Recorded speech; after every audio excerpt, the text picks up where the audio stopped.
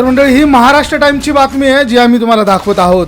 तुम्ही आहेत कितीक असं म्हणत जरांगेंनी हिनवलं आणि बीड जिल्ह्यातलं वातावरणच बदलून गेल्याची बातमी सध्या महाराष्ट्र टाइम्सने प्रसिद्ध केली आहे. बीड जिल्हा लोकसभा या निवडणुकीत पंकजा मुंडेंच्या विरोधात पवार गटाचे बजरंग सोनवणे आहेत, तर मनोज जरांगे पाटील यांच्या एका विधानानंतर ही लढाई आता थेट ओबीसी विरुद्ध मनोज जरांगे पाटील अशी झाली आहे.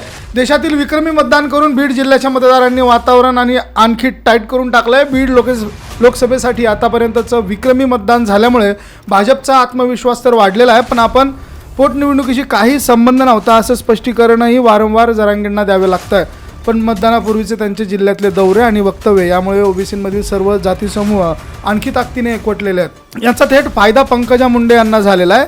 तर धनुभाऊंच्या परळीत आकड्यांचं गणित कसं मोडीत काढलं आहे किंवा सुरेश धस यांनी आष्टी मतदारसंघातून स्वतःची ताकद कशी दाखवून दिली आहे आणि मनोज जरांगेंनी प्रतिष्ठेच्या केलेल्या या लढतीचा मतदारांवर नेमका काय परिणाम झाला आहे ते आपण या माहितीमधनं जाणून घेणार आहोत. तर जाणकारांच्या मते बीडमध्ये मराठा समाजाची बहुसंख्य मतं आहेत, तर ती राष्ट्रवादीला कायम राहिली आहेत, तर काही मतं भाजपला देखील मिळतात. 2009ला राष्ट्रवादीकडून लढलेले रमेश आडसकर यांनी 4,13,000 मतं घेतली होती. गोपीनाथ मुंडेंचा 1,40,000 मतांनी विजय झाला होता. तर 2014ला राष्ट्रवादीकडून लढलेले सुरेश धस यांनी 4,99,000 मतं घेतलेली होती. गोपीनाथ मुंडेंचा 1,36,000 मतांनी विजय झालेला होता. 2019ला बजरंग बाप्पा सोनवणे यांनी 5,09,000 मतं घेतली होती. तर प्रीतम मुंडे यांनी 1,68,000 मतांनी लीड घेऊन त्या विजयी झाल्या होत्या. 3 निवडणुकीतल्या आकडेवारीच्या नुसार राष्ट्रवादीच्या उमेदवाराला कायम 4 ते 5 लाख मतं मिळत आहेत. तर बीडचा मराठा समाज कायम राष्ट्रवादीच्या पाठीशी उभा राहिल्याचा इतिहास या निमित्ताने आपण बघू शकतो. तर सोशल मीडियावरील विखारी प्रचार आणि मनोज जरांगे यांच्या वक्तव्याने निवडणूक प्रतिष्ठेची बनवलेली होती. ओबीसी बहुल गावांमध्ये स्थलांतरित मतदार मतदानासाठी मोठ्या प्रमाणात एकवटले होते. मराठा बहुल गावांमध्ये प्रतिष्ठेची लढाई ही लढल्या गेली होती. तर आष्टीमध्ये 74.79% मतदान झालं आहे आणि परळीत 71.41% मतदान झालं आहे. 2019च्या तुलनेत दोन्ही मतदारसंघात मतदानाचा टक्का हा वाढलेला आहे. आष्टी आणि परळीची मतं बीड लोकसभेचा निकाल ठरवताना इतिहासात राहिलेली आहे.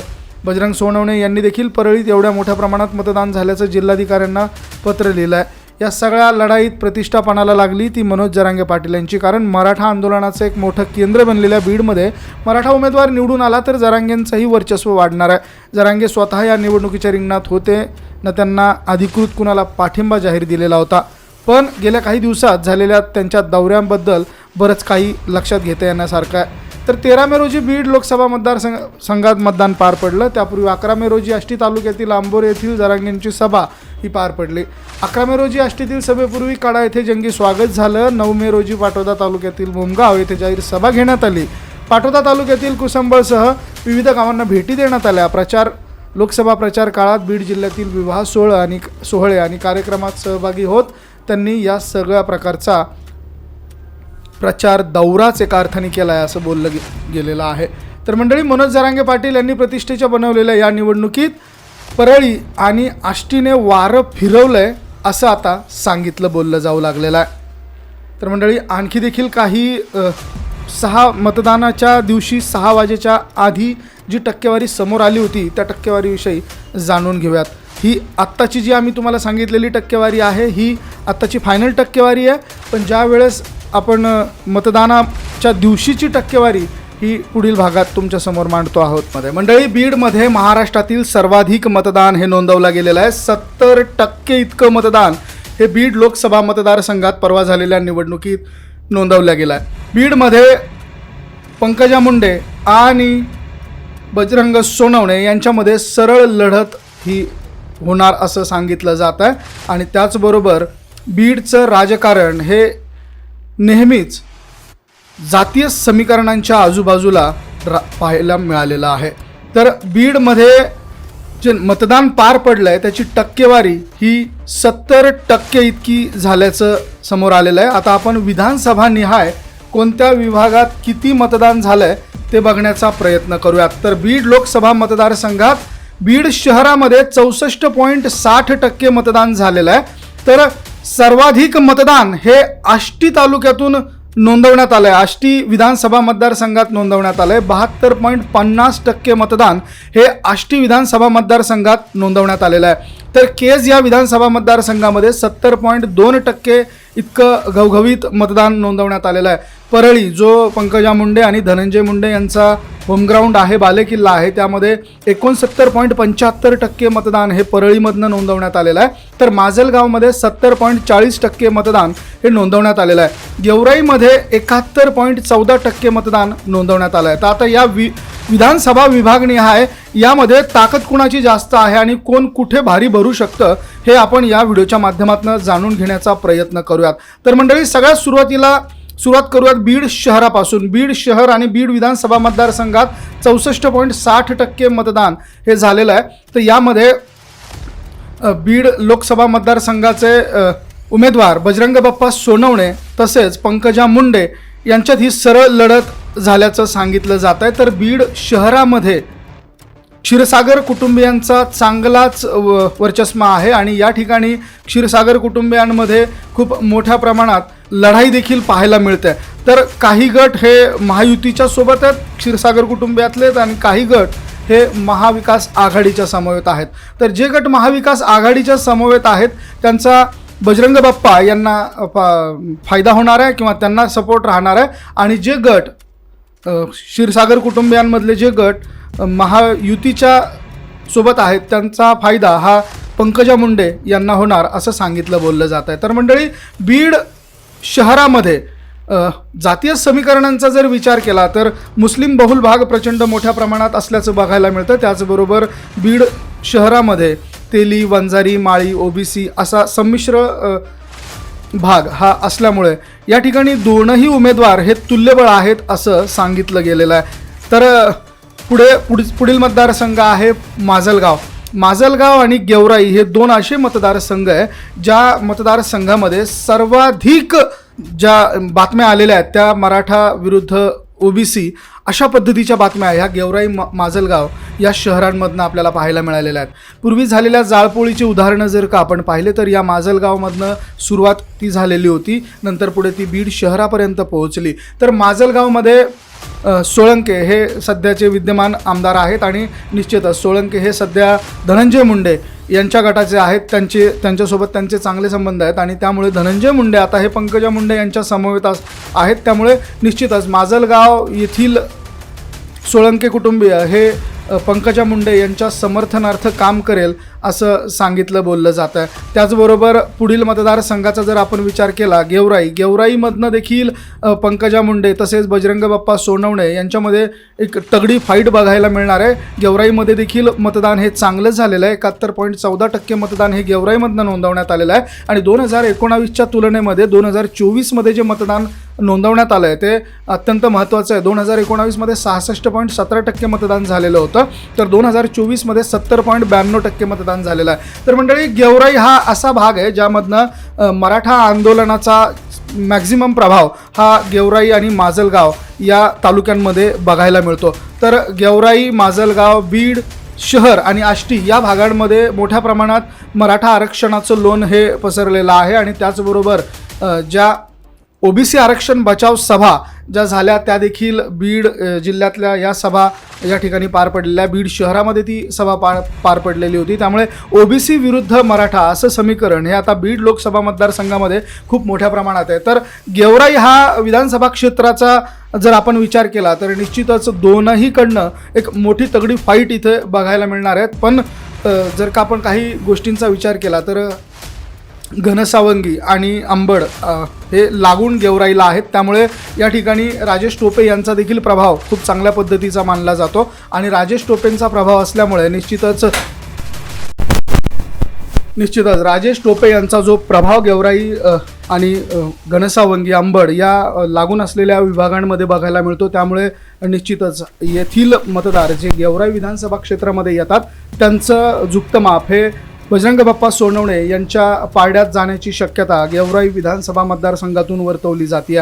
त्याचबरोबर पुढील मतदारसंघाचा जर आपण विचार केला तर आष्टीमधनं देखील आजबे आणि त्यांचे सहकारी यांचा देखील चांगला प्रभाव हा आष्टी मतदारसंघामध्ये बघायला मिळतो आणि आष्टी हा एक असा मतदारसंघ आहे ज्या ठिकाणी 2019ला प्रीतम मुंडे यांना घवघवीत अशी लीड या ठिकाणी बघायला मिळालेली होती आणि तसाच प्रयत्न आता आष्टीचे विद्यमान आमदार हे करणार असल्याचं सांगितलं जात आहे. त्याचबरोबर बजरंग बाप्पा सोनवणे यांचं देखील वर्चस्व इकडे चांगल्या पद्धतीनं असल्याचं सांगितलं जात आहे. स्थानिक नेत्यांचा कनेक्ट हा चांगला असल्याचं बोललं जातं आणि मराठा आरक्षणाचा मुद्दा आष्टी तालुक्यात देखील, आष्टी विधानसभा मतदारसंघात देखील चालण्याचं एक सांगितलं जात आहे. तर जातीच्या राजकारणावरती वंजारी हा आता एकवटलेला असल्याचं बघायला मिळत आहे.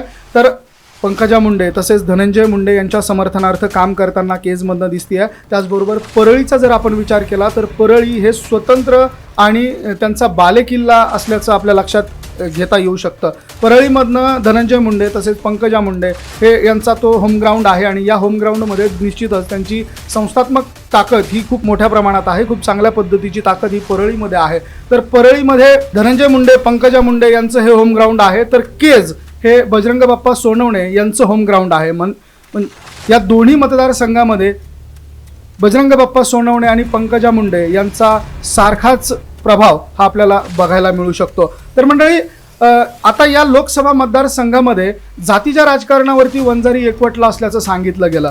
प्रीतम मुंडे यांच्या सभा या विविध ठिकाणी पार पडल्या. त्यामध्ये मुंबई आणि पुण्याच्या भागात देखील त्यांच्या बैठका पार पडल्या आणि या बैठकांच्या माध्यमातून प्रीतम मुंडे यांनी खूप चांगल्या पद्धतीनं समाजाला एकत्रित करून त्यांच्याकडनं मतदान करवून घेतल्याचं माहिती, बातम्या सध्या समोर येतात. त्याचबरोबर प्रीतम मुंडे यांनी देखील प्रचारामध्ये खूप मोठा हातभार ह्या पंकजा मुंडे यांच्या मतदानामध्ये, त्यांच्या उमेदवारीमध्ये यावेळेस दाखवलेला आहे. त्याचबरोबर सोळंके आणि इतर मंडळी देखील आपल्याला या फोटोमध्ये दिसत आहेत. तर पंकजा मुंडे यांच्या समवेत सोळंके तसेच माळी समाजाचे असलेले नेते देखील यांच्यासोबत आपल्याला बघायला मिळतात. तर या संपूर्ण ओबीसी आणि मराठा असं जे समीकरण सध्या बघायला मिळतं आहे, त्यामुळेच निश्चितच पंकजा मुंडे आणि बजरंग बाप्पा सोनवणे यांच्यामधली ही लढत खूप चुरशीची होणार असं आपण निश्चितच जाणून घेऊ शकतो. तर महायुतीमध्ये आता सध्या एकनाथ शिंदे, देवेंद्र फडणवीस आणि अजित पवार यांच्या नेतृत्वात पंकजा मुंडे ह्या बीड लोकसभा मतदारसंघाची निवडणूक लढत आहेत. तर शरद पवार, उद्धव ठाकरे यांच्या नेतृत्वात बजरंग बाप्पा सोनवणे ही निवडणूक लढतात. तर मंडळी, येथे ज्या सभा पार पडल्या त्या सभा अत्यंत महत्त्वाच्या आहे. या ठिकाणी देवेंद्र फडणवीस यांनी सभा घेतलेली नाही आहे. त्याचं कारण असं सांगितलं जात आहे की मराठा समाजाचा जो रोष आहे, तो रोष आणि जो राग आहे, तो राग देवेंद्र फडणवीसांना जाणून आहेत देवेंद्र फडणवीस, आणि त्यामुळे त्यांनी या विभागात सभा घेतल्या नसल्याचं सांगितलं, बोललं जातं. त्याचबरोबर देशाचे वरिष्ठ नेत्यांनी देखील बीड विधानसभा मतदार क्षेत्रात मोठ्या प्रमाणात सभा घेतल्याचं आपण पाहिलेलं आहे. आणि शेवटची सभा ही तर सगळ्यांना अगदी लक्षात असणार आहे.